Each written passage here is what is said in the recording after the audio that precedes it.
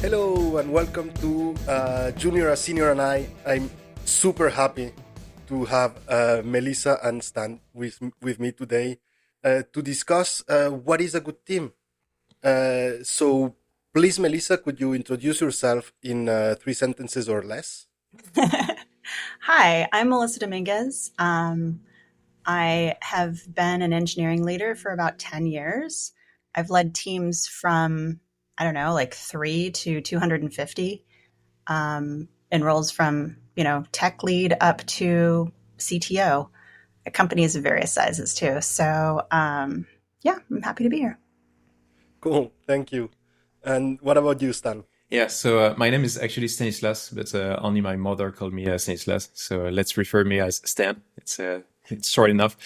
I'm French, living in Belgium, and I I've been working for a bit more 10 years. Co-founded a company for 8 years, and had essentially held CTO titles in very different environments, much smaller than Melissa. So I'm the junior today, but yeah, that's about me. Okay, thank you, Stan. Or Stanislas. No, no, Like, please I'm, don't. actually, I'm actually gonna try to drop it at least Oh once no, in the podcast. come on. uh, uh, Melissa, how would you define a team? Is there like a size limit, or is it a matter of they do the same function, or they have the same mission? What is for you the definition of a team? I mean, for me, it's a group of people who are working together to achieve a specific goal. And, hopefully that's a clear, defined mission that lasts longer, but some teams form and come apart in very relatively short periods of times, and some will be persistent over years. Okay, and what about you, Stan? How is a team defined in your head? I wrote down common objective, not so far from Melissa's answer. Um, yeah, in my experience, essentially size was never really, a limit because of just the context in which I've worked. Essentially, smaller teams. So I've never had really to experience this and to really define whether or not, we have sub teams and so on. I was on the verge of doing so, and then the company, well, does not exist anymore. So I asked myself those questions, but never got to answer them. So yeah, I stayed on the common objective side of things. Yeah, I mean, I think in terms of functionality, like a group of people can work together very well when they're at sort of that 7 plus or minus 3 size. When it gets a little, when you get past 10, you have to start thinking about, how can I subdivide this? They can all report to the same manager. They can all be working on related things, but the sort of the coordination headwind starts to get to be too much and people start to slow down because they have to worry about, unless you can sort of divide the domain and say like this is yours and this is mine. Mm. I think it starts to slow down. Yeah, organically, that's the limit I reached. We were 11, and I was like, yeah, it's starting to. It's essentially, yeah, we started to have diminishing returns with newcomers, and Yeah. when we had allocated, it was not really because of onboarding. It was not because of some usual suspects, and so yeah, we narrowed it down to this. But then, yeah, did not really have the time to explore that much more. Okay, so if I'm getting this correctly, basically, the pizza size that Amazon coined is more or less the size of a team for both of you. Uh, Other than that, But what makes a good if I may, I yes, think sorry. the allegory I always thought about the pizza kind of thing, with in the context of actually eating a pizza around the table, and it was not just the size of it; it was as well the fact that you all share a common something. In that case, a pizza, or just a good time. Hmm. I had never seen it that way, I but like yeah, it's that. interesting. Yeah. Okay, Sorry. and other than size or other than size and liking the same kinds of pizzas, what what does what makes a good team for you, Stan? Um, I mean, we talked about common objective. I think like it's it's one thing to have a common objective or a common a shared goal. It's another one to understand it and be aligned with it. And I think I'm not really answering the question. I feel like it doesn't really make a good team, but it makes the team good in that sense of people are much more able to relate to one another, I believe, and to be able to actually help each other if you're all aligned. Essentially, if all I'm doing by helping you is win-win win-win-win, so win for me, for you, and for the company, then I have no reason not to help you and not to go the extra mile for the teammates. I don't know what's your experience with that, Melissa, in big organizations maybe. Well, yeah, I mean, I think one of the things that's really important is the comfort with discomfort, like the ability to disagree respectfully, the ability to challenge one another, and knowing that that's not going to damage the relationship, right? I personally feel that it's really important to build those social bonds, have that pizza to share, so that my experience has been that when you like someone, you're more willing to do a little bit extra for them, even if it's not going to directly benefit you. And so I always try to make sure that the team I'm on, that people understand and respect and, like each other to the extent possible. I was gonna say that, like, it has obvious benefits, but there is also a risk involved in widening the social ties within people, right? Because people are different, and whilst you might share the same objective professionally and you might share the same professional outlook, you might have different views on various things that might actually break those social ties. Have any of you had that situation happen, and how did you deal with it? So I think one of the important things is to know what's appropriate to bring to work and what's not appropriate to bring to work. We used to have this bring your whole self to work. And then, some people brought things that didn't contribute well to the whole. Please don't.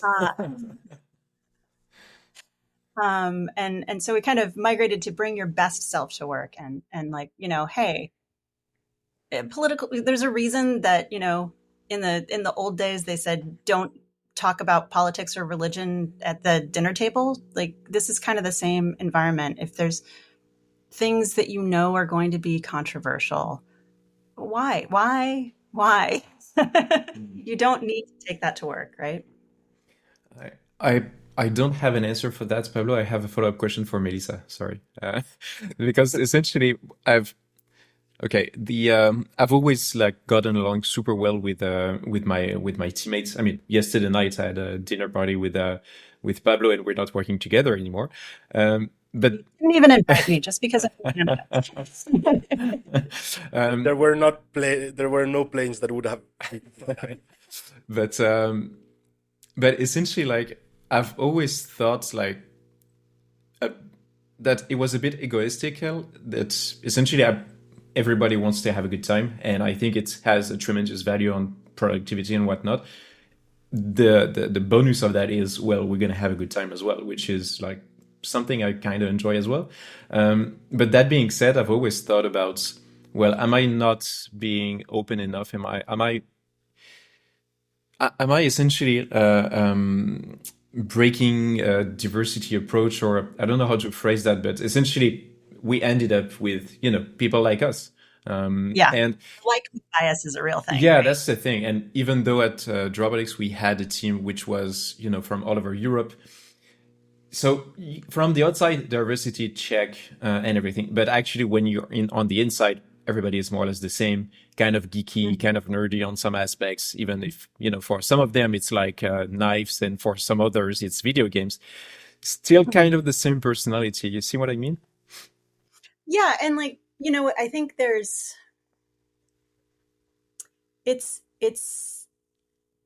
everybody has internal biases, right? Everybody is attracted to people who are like them, and so it's something that you have to be careful about.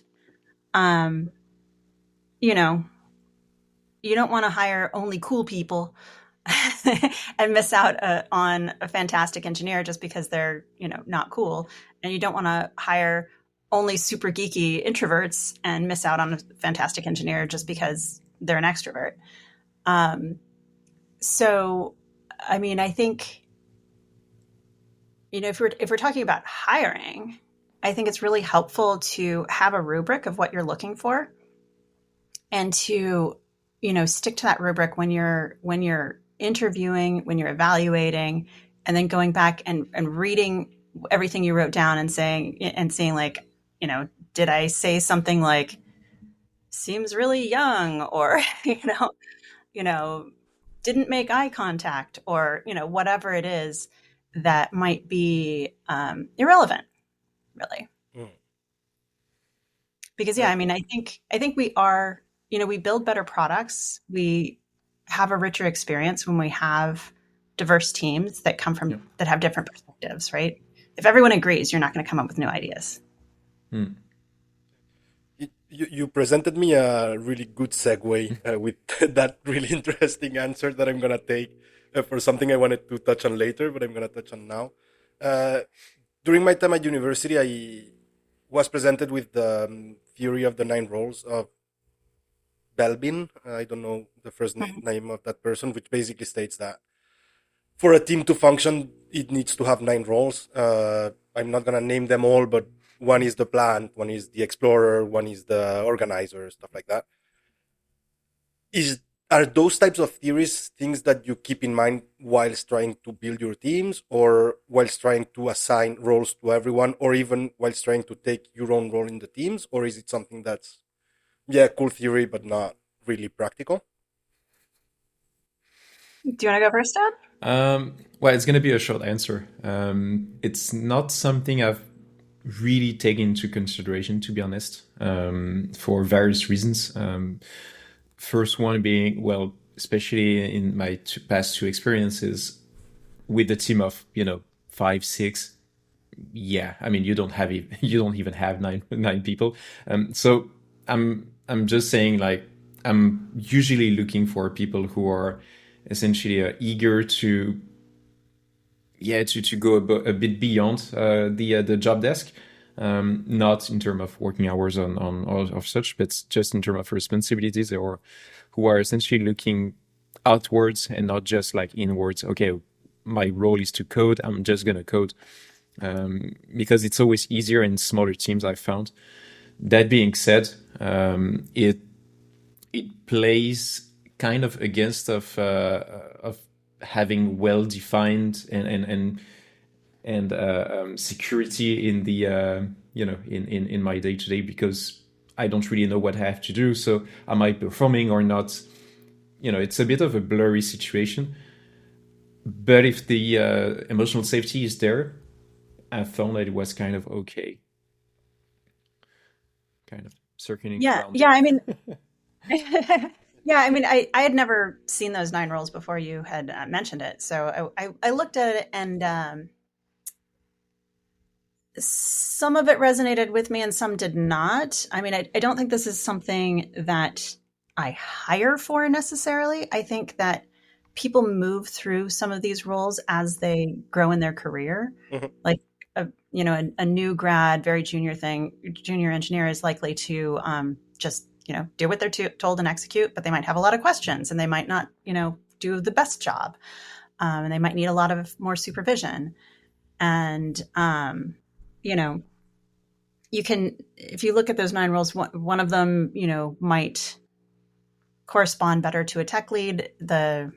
Some of them are super optional, I think, and some of them are things as a leader, you're going to fill in the gaps sometimes too, right? So, there was one that I can't remember all the names either, but there was one that was basically, keeps everybody accountable and on schedule, and like, makes sure that the, things are moving in the right direction. Okay. Like, that's pretty much a leadership role, or maybe you outsource that to a TPM, program manager who can, keep track of schedules and interactions across teams and things like that.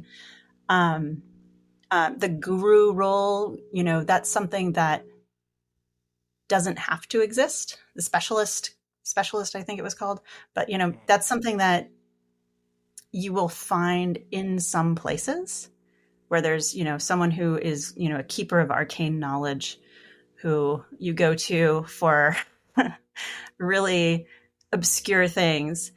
But, most companies, most teams don't have the capacity to have someone who's only that, right? Oh no, yeah, sure.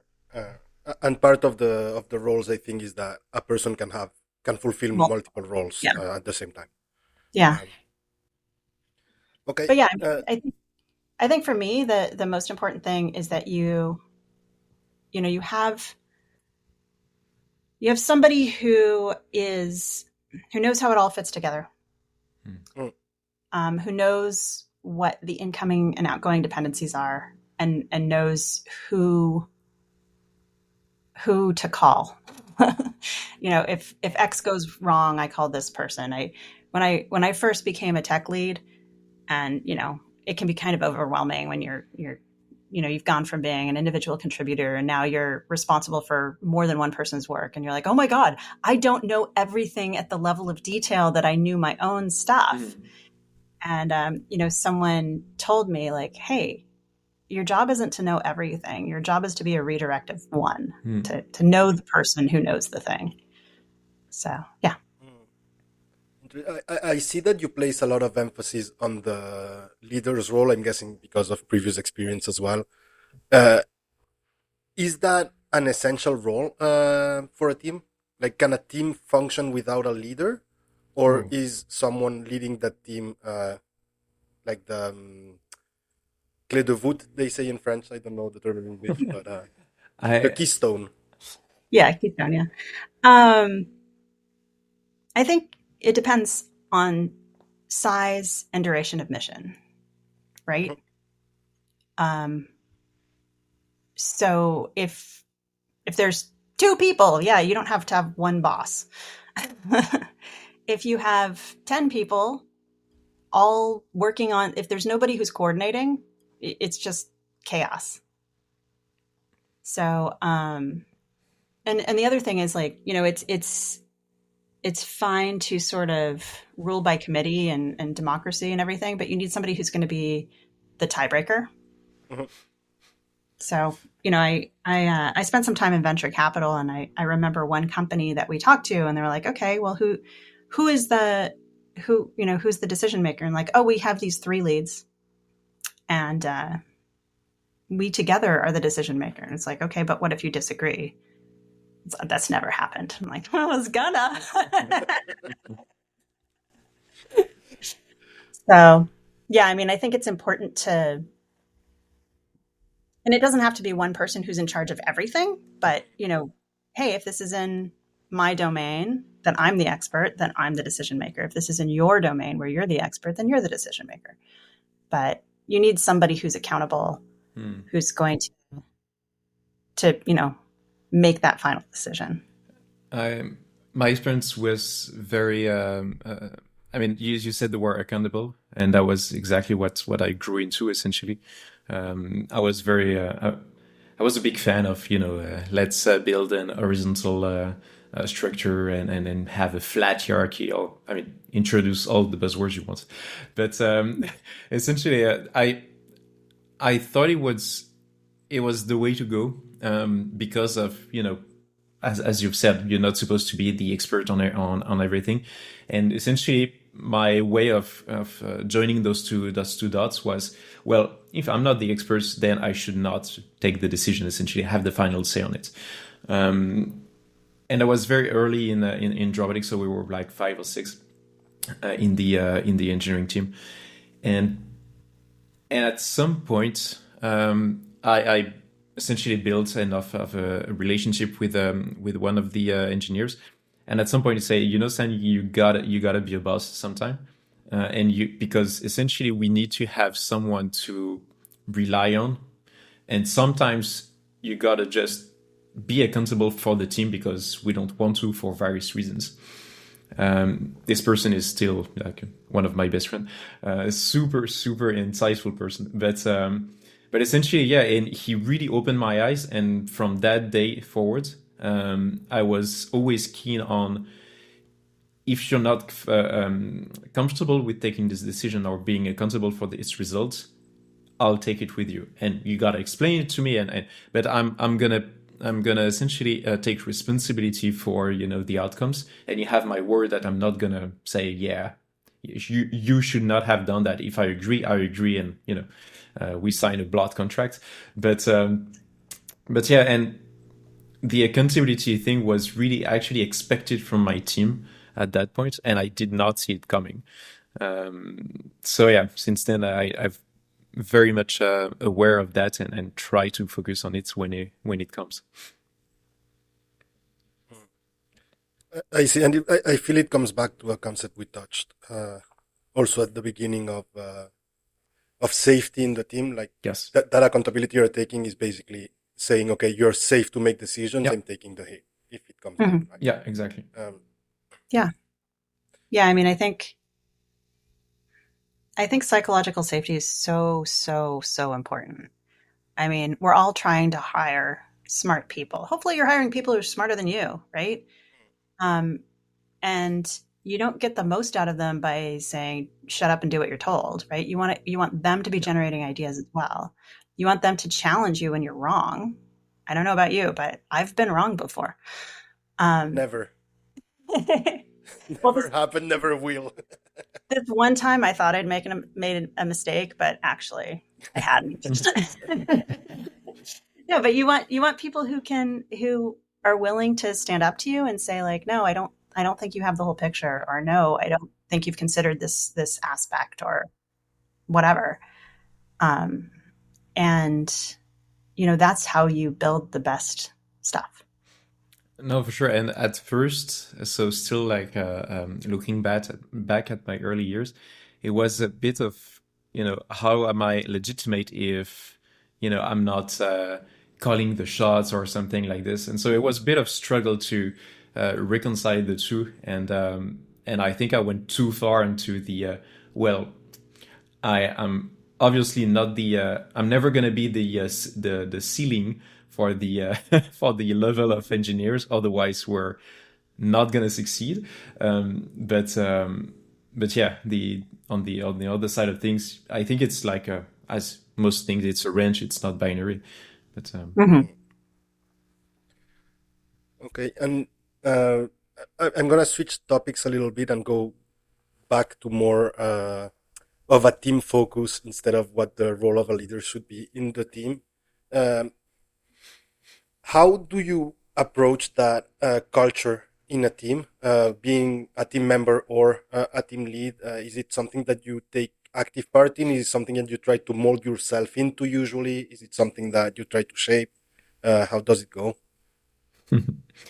on my end, it's very organic, very, very organic, because I've been in 3 different teams. One, I mean, essentially 2 are more or less the same size, and one that grew over 8 years. And they had they all had a common culture, I would say, of trust, and I tried at least to have some as much emotional safety as I could. But that being said, the culture is quite different on all of them, and it just goes back to, well, it depends on the people. And I'm not going to impose because I believe that it should be this. I have values that I'm not going to put aside. I value transparency, honesty, and some others. But that being said, the team more or less makes its own way, I believe. I have a slightly different perspective. I care super deeply about culture. And it's something that I've tried to build and foster consciously throughout my career. I think that, different organizations are going to have different cultures, and that's a feature, not a bug. Different cultures contribute to different goals. But there are things that I hold inviolate that must be, and I will intervene to make sure that they do exist. It has to be respectful. If somebody is not treating their peers with respect, I will take them aside. I will let them know that this is not acceptable. I will intervene in the moment. If you have a group where not every voice is being heard, then I will make sure to solicit input from the people who are being more quiet and make sure that they have the chance to give their thoughts. And if people are very much siloed and not collaborating, then I will try to intervene to make those changes so that people are interacting and collaborating more and aware of each other's work and contributing to each other's work. So I think there are places where there are dysfunctions that you have to watch out for and be able to fix. Not every team is going to have the same culture, and that's okay. But there are certain core values that I think are super, super important, and behaviors that you can't allow to fester. Yeah, agreed. On the especially on the looking out for certain dysfunctions. Yeah. While I agree, I imagine again it's not a binary proposition in the sense that it's a range. Like the line between I'm just making a joke and the joke went way too far exists somewhere, and it's a spectrum, and also I guess the culture of the company shapes that as well. Exactly, the exact line of where that is will vary, but also like I think one thing that can exist in a lot of companies if you're not careful is the brilliant jerk, right? This person is so good technically, everybody and that's just how Bob is. Don't worry about it, And he's an NX developer. Exactly. And the biggest mistake I've made in my career was promoting someone who was that, and it gave them the message that it was okay. Yeah. Right. And if I had to do it over again, I wouldn't. But yeah, I mean, I think there are when the jokes do go too far, you have to call it out in the moment. When someone is disrespectful or using disrespectful language, you have to call it out in the moment. Yes. There are some things that you just can't let go. Makes complete sense. And is there, in your opinions, an etiquette that needs to happen in the office that might be more relaxed when you do team events or stuff like that, but that in the office communication should be, again, it's not binary and there is a line, but should be different within the context of the office and within the context of we're just having a drink amongst colleagues, or it should be considered as the workplace? I mean, I think there's a little bit of relaxation, but not. It doesn't go to anything goes, right? There's an old saying, like, your right to swing your fist ends at my nose. If you're hurting people, it's not okay, right? No, yeah, of course. And like I think in American law, managers are mandatory reporters who are even outside of the office. If you are there, it becomes a work event. And if you see something that would be in violation of, discrimination policies or harassment policies or anything like that, you're responsible for it. Even if you're at a bar after work. To be extremely clear, I'm not saying it's okay to harass people. No, but like, I mean... Thanks for clearing that out. Just in case. But I think especially young people don't understand the difference sometimes of, hey, this is somebody that you work with and you're going to have to look at them tomorrow. Yeah. Yeah. And it kind of brings me to my next question, in the sense that when a new person comes to a team, the team essentially changes. How do you guys deal with that? Like, Stan, you have grown at least two teams quite organically, which meant changing teams between quotation marks every time a new person came. How do you deal in getting someone to integrate in the team, getting them to understand the culture, etc.? We I'm gonna change a bit my answer from earlier about the roles that must be present in a team. What I always try to look out for, and as you've said, Melissa, if you don't find this role, then it's your job as a leader to fill it in. But the role I'm talking about is essentially not a mentor, but I've had this person who's essentially naturally always look out for new people. And he's the one to be there, asking questions and going to the desk pre-COVID, and really being on the lookout for, is it okay? Are you okay? How's it going and everything? And spending sometimes too much time talking with the newcomers, but super important to have this kind of not position, but a kind of role, I would say. And I try to do this very informally, because we have communication structure and everything in place, fine, but you have to build a trusting relationship with the person first, and it can take days, weeks with certain people, which is fine, but you still want to have this person being able to rely on someone very early on. So at my previous company, we tried to put processes around this, which was not really ideal. And for the two last companies, well, it was a bit more organic as well. But I've always made a point of having this, person of contact, essentially. And making sure that this person was not, it's not something I've asked of this person. I just want to find someone who's naturally in this area. Yeah, so there's three things I like to do for onboarding.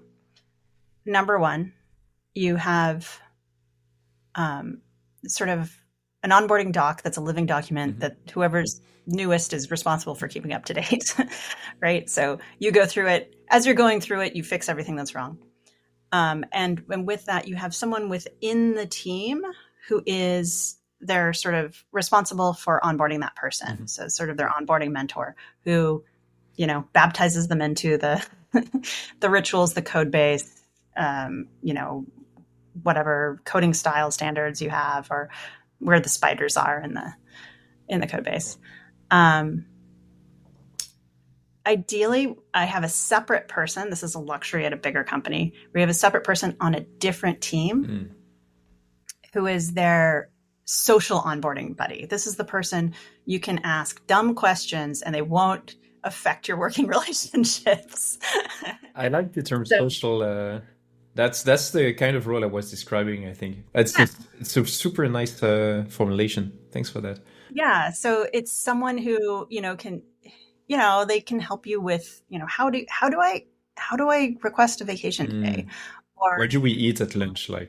Yeah. And then, and that's the third thing. I make sure that we have a team lunch on the first day. Yeah. So, right. So that first, I once started a company and nobody ate lunch with me on my first day. I was so sad. Yeah. So I want to make sure that the whole team is eating lunch together the first day, and that that social buddy is going to have lunch with them on some other day during that first week. And then, ideally they have weekly one-on-ones, whether that's over coffee or whatever, just for the first, as long as it's needed, kind of just to get them used to what's going on. And this was something that we did semi-formally at Google when I was at Google. and it was nice. Like I still, I still remember my Noogler buddy from like 15 years ago, and and it was really nice to have that person that you could ask. Okay, everybody is saying this word. What does it mean, or what is this acronym, or whatever, and to have that like non-judgmental space. Mm. Yeah, because basically every company does build its own language Yeah. and rules and social norms. And yeah, when you come, it's like going to a new country, right? You need to basically learn what's going on there. So having, as you put it, a social buddy Mhm. or a social mentor helps a lot in. Yeah. In my current company, so the entire the entire company is not a big one, but at the office in Brussels, we're 25, 30. And the goal is for most of the people to be there on the first person's breakfast. So we have this. I'm thinking about what I'm saying, and it's has a lot to do with food. Sorry, because it's breakfast, and then we have a team lunch, as you've described as well. But the cool thing with the company is you try to build a very early and very like small but still understanding of who you're going to be working with, not directly, but uh, not never working for engineering by engineering, who is usually working for other people as well. And so knowing that this is Leah in marketing, and she's the one who's going to be asking you about data and this kind of stuff, so it builds an understanding from the get-go. It's nice. Yeah, that's really nice. Like finding out who your stakeholders are and what their roles are, and like Yeah, and kind of questions you're gonna be coming for. the thing Yeah. is, when you do, I mean, usually, I don't know actually, maybe I'm projecting, but usually when you do an onboarding, it's like you're gonna meet, the head or the manager or whatever. But here you're actually meeting the people that, are gonna be working with you alongside you, maybe on other departments, but it's a different relationship that you can have with these people as well. And I find it nice. They have this really nice culture around that at WeInvest. Yeah, that sounds great. I'm seeing it from another perspective in the sense that I've been less leader than leady. I don't know than led, but I do make it a point when I get into a company, whether there is an onboarding or not, to set up a system of I'm talking to the people in my team regularly outside of, hey, we should do this feature and this should happen this way, and I'm talking to the people, quote unquote, in my level on other teams as well, semi regularly. But For me, it's really easy because the companies are like 10, 15 people, and that's yeah, and Pablo, you do have a knack for that as well. I mean, I remember that you booked a coffee with everyone in the company when you joined Recover. well, yeah, I make it a point to do that. Yeah. So that's what I'm saying, and my point is, I don't expect that from people. I try to, nudge this kind of behavior. But we can't expect to have a Pablo on our hands. Well, right. Like, I mean, different people have different social batteries. Yeah, Right. but what I was trying to come at was more that, well, the leader is the ultimate responsible of the team, or is the person that has, quote unquote, the responsibility of shaping the team and taking the stray bullets for them, etc. At the end of the day, the maintaining of the team and the social bonds that form cannot be only on them, right? Oh, of course not. Yeah. Um, I mean, a culture is made of everyone. Everyone contributes. And so, a leader can try to set certain norms, but, I can't force everyone to be friends. yeah, of course. Why did I mean, you hesitate, you can try. Pablo? No, I was remembering How's a that an discussion I had with hesitation, Pablo? No, it's not an hesitation. I was debating with myself if I should tell an anecdote. I was talking to a peer of mine the other day, who is also a manager, and she was telling me about, okay, I would like things to be done this way, etc., and I'm trying to get my team to do it this way or that way. And I was like, yeah, okay, but at the end of the day, you cannot force them because you cannot do the work for them. And this is the same thing, right? You cannot force people to be friends because you cannot actually have the interactions for them. Right. So hence my hesitation. Melissa, you have mentioned a couple of times the word ritual in your answers. How much importance do either of you place on rituals, be it a formal onboarding, be it a stand-up, being retros, being, I don't know, sprints, being whatever, you name it, casual Fridays? Casual every day.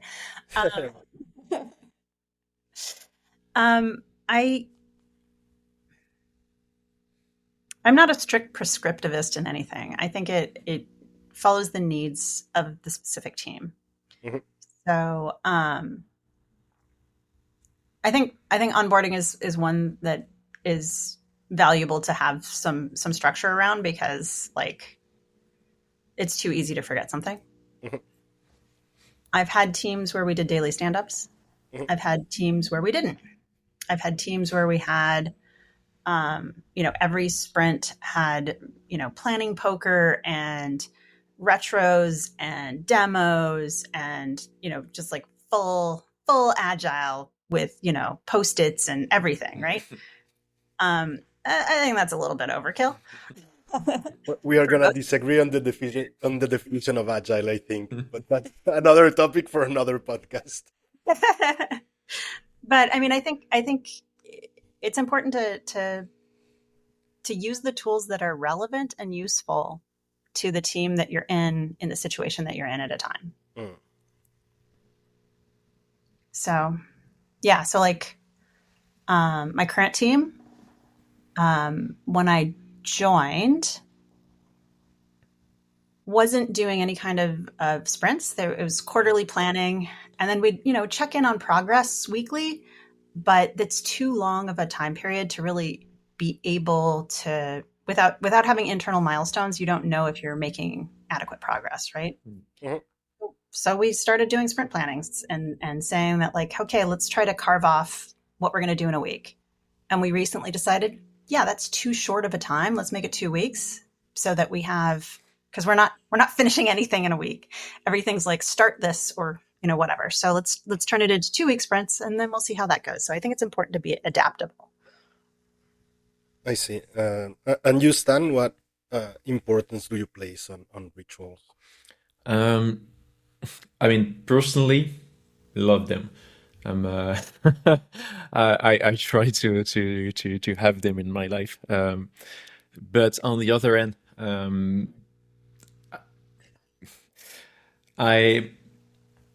I think I'm always thinking about, am I imposing my own, personal beliefs on something, especially when it has to do with something that involves the entire team. So I try to be very aware of that. So as I've said, yeah, I really like rituals because for me it's a way to not forget things and to have some sense of cadence, and I really like this aspect. I know that most of the people I've worked with, they don't care that much about it. So I'm always trying to find the balance between, well, how would you like to work and how I believe we can be efficient as a team. And so to answer the question finally, sorry, I try to have a minimal amount of rituals, and then we build from that. And at Recover, we work together, Pablo. That's what we did, and you were a big actor on actually defining those rituals. But we always started small, and we start with, if you are on a weekly basis, if your cycle is 2 weeks, then that's what I do at the moment. We have a 2 weeks ritual. I feel like we're in need of a second one to reflect on more than just the cycle, which is 2 weeks at my present company as well. So yeah, that's how I see the thing, and it's always an open discussion with the team because I do have objectives as team lead to have some understanding of how the team is producing essentially, but they're the one I believe the most impacted by those. So I try to be very mindful of that as well. But it's essentially what I'm trying to say is it's not rigid. Rituals, they come and go as the team fluctuates. The team is going to change, as you've said earlier, Pablo. Yeah, I try not to get too attached to those. No, I agree. I started recently asking after a meeting, like after the recurring meetings. That's mostly what I have in mind when I say ritual. Was this useful or not? And if I have a couple of no's in a row, it's like, okay, let's drop it. If we need it again, it will come back. The one ritual that I do find essential, because it's the one that allows you or that allows me to change, is the retrospective. Because that, yeah, for I believe that's where you can make changes recurringly, right? You can always change something ad hoc, but it's what allows you to constantly keep improving how the team works. Yeah, I think it's important to sort of consciously step out of the day-to-day every once in a while. And like, I think that the thing that is variable is the cadence, right? So I find it useful to do on sort of quarterly basis of like, hey, let's look back over this past quarter. It gives you enough time to actually try things out and see, and settle into new patterns and see if they're working or not, and then fine tune them. But yeah, anyway, yeah, I think it is really important to periodically do that. Like, step onto the balcony and look over your domain. Yeah, I agree. I'm gonna start bringing us to a close with a question that I've been kind of reserving until now, because you've been answering it with the rest of the questions. I think, what are the main attributes for you of a well-functioning team? Like, you go into a team, you're blind, you don't know them. What you're looking for? What are you looking for to say, okay, this is a team that's gonna work well, this is a team that's gonna struggle? We touched the emotional safety topic a couple of times. Yeah, if I have to choose one, that would be the first one. Doesn't really matter if the team is composed of juniors, seniors, or whatever. If the you can have extremely productive people and extremely bright people. If there is no emotional safety, long term, I don't believe it's gonna work. It's gonna work out. So first one for me is this. But yeah, as you said, we touched it a couple of times, so it's a easy answer. Yeah, I mean, I agree. Like, I think trust, respect, those two go hand in hand, right? Yeah. If there's no respect, there will be no trust. And that sort of challenge and holding each other accountable, right? So people who are pushing each other to be their best. I'm trying to, the thing I try to do when I joined at my previous company is look at how they would take a step back, whether they would take a step back, regarding, just the team function and everything. Or would they just be focused on their day-to-day and looking forward? Pablo, you've mentioned retrospectives. Essentially, do they have formal or informal retrospectives, trying to understand, how they work and everything? That's something I've added to my list as well when joining something. I think the other thing is that common purpose, right? Do the individuals see themselves as contributing to something larger than their own goals? Mm-hmm. One of the things, I think a leader has basically 3 jobs. One is, put together the right team.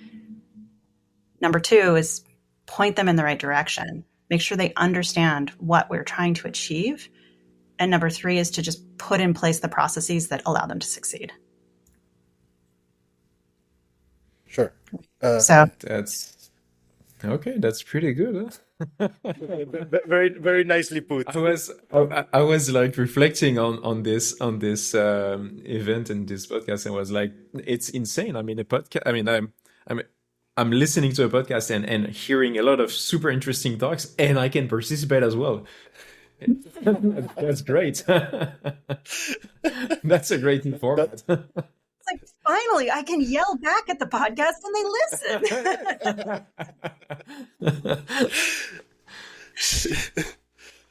Oh, sorry.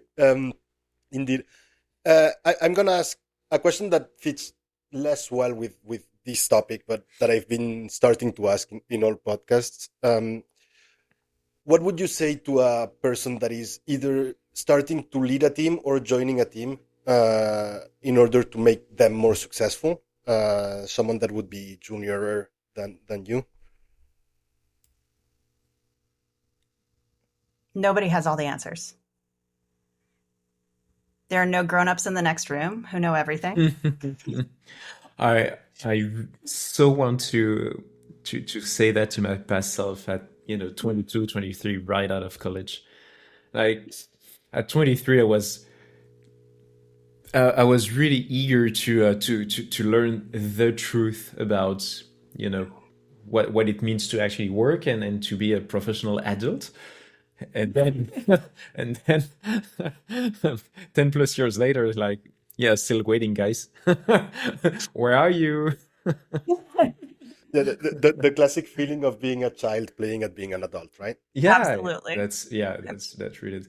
But yeah, to build on what Melissa said, yeah, I really like this advice because it's both encouraging and at the same time reminding ourselves that, I mean, I don't know about you, Melissa, but I've never worked in a place where essentially lives depended on what I did. Yes, thank you.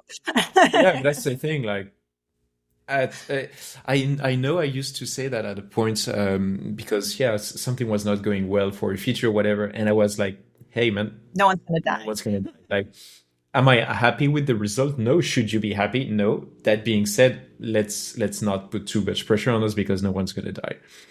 Someone somewhere, and I was working with real estate, someone somewhere is gonna have a plan with a bit of delay. It's fine. But yeah, my years and years ago, I worked on Gmail, and got a lot of users. And so, if you saved a second in latency, my PM was like, "You've saved 3 lives."